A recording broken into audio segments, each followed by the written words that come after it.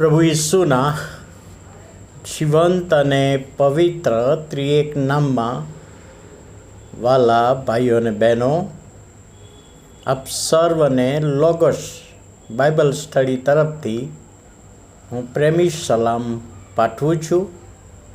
અને આજનો દિવસ 27મી સપ્ટેમ્બર 2024 અને શુક્રવારનો આ નવો દિવસ આપણા જીવનોમાં પ્રભુએ બતાવ્યો, માટે પ્રભુનો ખૂબ આભાર માનીએ છીએ. આજનું પ્રોમિસ એ ગીતશાસ્ત્ર તેનો 73મો અધ્યાય અને 24મી કલમ. 73 અને 24 ત્યાં આશાફ લખે છે, તારા બોધથી મને માર્ગ બતાવશે અને પછી તારો મહિમામાં મારો સ્વીકાર કરશે. તારા વિના આકાશમાં મારો બીજો કોણ છે? આ શાપ સંબંધી આપણે પાછલા દિવસોમાં જોયું એ પ્રમાણે કે ગીતકર્તા તરીકે છે અને સાથે દાઉદના વખતમાં એ ભજન, સ્તુતિ, આરાધના માટેનો મ્યુઝિક ક્વાયર ડાયરેક્ટર હતો. અને ગઈકાલે એ પણ જોયું કે એણે પોતાના પાપોની કબૂલાત કરી. હવે આજના વચનમાં એવું જાહેર કરે છે કે હું ઈશ્વરની નજીક તો આવ્યો, મેં ઈશ્વરને મારા જીવનમાં સ્વીકાર્યા, મારા પાપોની કબૂલાત કરી, હવે હું સેવા પણ કરું છું. તેમ છતાં મારે દરરોજ મારા આત્મિક બોધની જરૂર છે.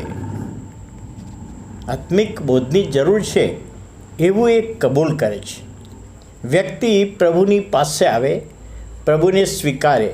આપણે પ્રભુની પાસે આવીએ, પ્રભુને સ્વીકારીએ તો પછી આપણે આત્મિક ખોરાકની જરૂર પડે છે, આત્મિક બોધની જરૂર પડે છે, આત્મિક દોરવણીની જરૂર પડે છે. અને દાઉદ પણ કબૂલ કરે છે ગીતશાસ્ત્ર 32:8 કે કયે માર્ગે ચાલવું તે હું તને શીખવીશ તથા બતાવીશ. મારી નજર તારા પર બોધ રાખીને હું તને બોધ આપીશ. એટલે દાઉદ કહે છે મને પણ બોધની જરૂર છે. આશાપ કહે છે કે મેં પ્રભુની સેવા શરૂ કરી છે તો મને પણ મારી સેવામાં, મારા જીવન જીવવામાં આત્મિક માનના, આત્મિક બોધની જરૂર છે. અને એ જે પ્રોમિસ હતું, અહીં આશાપ એ વિનંતી પ્રભુની પાસે લાવે છે કે તારા બોધથી મને માર્ગ તું બતાવીશ, વચનના બોધથી તું મને મારો જીવનનો દરરોજનો માર્ગ બતાવીશ અને પછી તારા મહિમામાં મારો સ્વીકાર તું કરશે. હવે અહીં આગળ જે બાબત લખવામાં આવી છે કે આગળના જીવનમાં તું મને બોધ આપશે. તો અહીંયા બોધ આપશે એટલે પહેલી બાબત કે તું આગળના જીવનમાં, હવે મેં તને સ્વીકાર્યા છે તો તું આગળના જીવનમાં તારું વચન મને સમજાવશે. તારું વચન મારા જીવન માટે, મારી સેવા માટે, મારી સાક્ષીને માટે કયું છે ને કેવું છે એ વચન તું મને સમજાવશે. એટલે છે કે તારું વચન મને તું સમજાવશે, એટલે કે બોધ આપશે. વચન પ્રમાણે ચાલે એ માટે તું મને સહાય કરજે. તું મને વચન સમજાવશે ત્યાર પછી એ વચન પ્રમાણે હું મારી જાતે ચાલી શકતો નથી. આશાપ પણ કબૂલ કરે છે. તારી સાથે ચાલવા માટે, તારા વચન પ્રમાણે ચાલવા માટે તારી સહાયની મને જરૂર છે. એટલે પ્રભુનું સામર્થ્ય તું મને આપશે.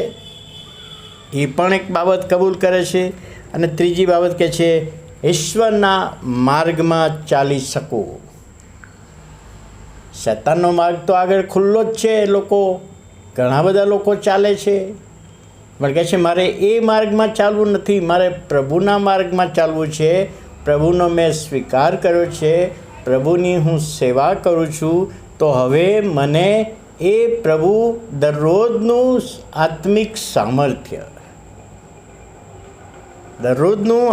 સામર્થ્ય મને આપશે.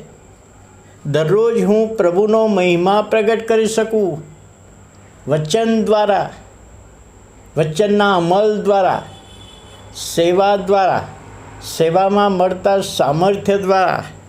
અને ત્યારે કહે છે કે પ્રગટ કરીએ છીએ પ્રભુનું વચન પ્રગટ કરવાની બાબત, પ્રભુનો મહિમા પ્રગટ કરવાની બાબત.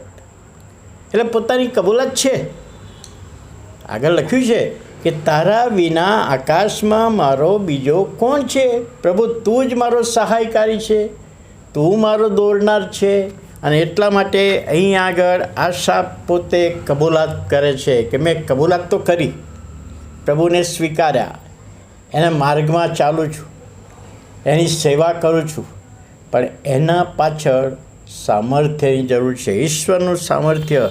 અને આ પ્રભુના વચનના ગીતોનો આત્મિક અર્થ કે આપણે પ્રભુને સ્વીકાર્યા છે, સ્વીકારીને સેવા કરીએ છીએ, તો હવે સેવાને માટે સામર્થ્ય આપનાર, પ્રભુના વચનોની દોરવણી આપનાર એ પ્રભુ છે. અને એ સેવામાં આગળ પ્રભુના વચનોમાં દોરવા માટે પ્રભુ આપણને લઈ જાય છે.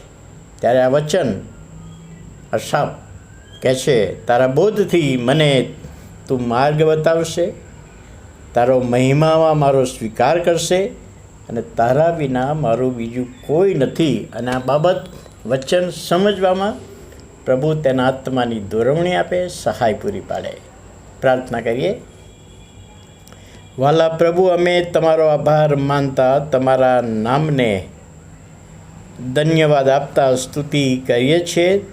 આજનું વચન આશાપના જીવનમાં જે રીતે આત્મિક રીતે આશીર્વાદ લાવનારું વચન અમારા જીવનોમાં પ્રભુ તમે આશીર્વાદ આપો એ વિનંતી અને પ્રાર્થના ઈસુ અમારા પ્રભુના નામમાં સાંભળો અને માન્ય કરો. આમેન.